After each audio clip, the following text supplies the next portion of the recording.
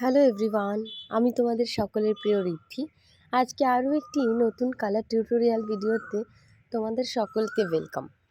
বিগত এক সপ্তাহের মেসেজ বক্স যদি আমি চেক করি, তাহলে ম্যাক্সিমাম জনের একটাই রিকোয়েস্ট যে পয়লা বৈশাখ উপলক্ষে কোনো একটা টিউটোরিয়াল যেন তোমাদের সাথে শেয়ার করি, সেটা কালার হোক কিংবা জুয়েলারি টিউটোরিয়াল। 2025-এর পয়লা বৈশাখ কালেকশনের প্রথম একটি সেট হলো এই নেকপিসটি।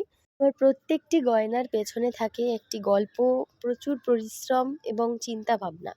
আমার প্রত্যেকটি গয়নার প্রধান কাঠামো হলো কিন্তু সেই গয়নার থিম শেয়ার করব আজকে তোমাদের সাথে।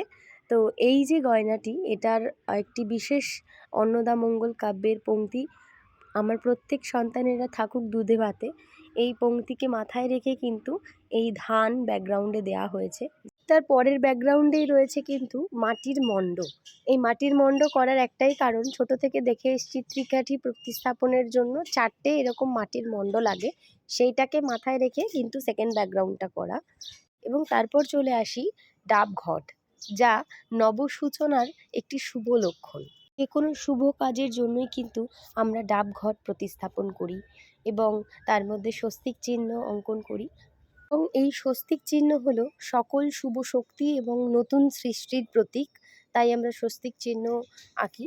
আমার যতটুকু জানা সেইটুকু দিয়ে আজকের এই ভিডিওটি তৈরি করেছি। ভিডিওটা তোমাদের কেমন লাগলো অবশ্যই কমেন্ট করে জানিও। আজকের ভিডিওটা এখানেই, দেখা হচ্ছে কালকের অন্য কোনো ভিডিওতে। Thank you.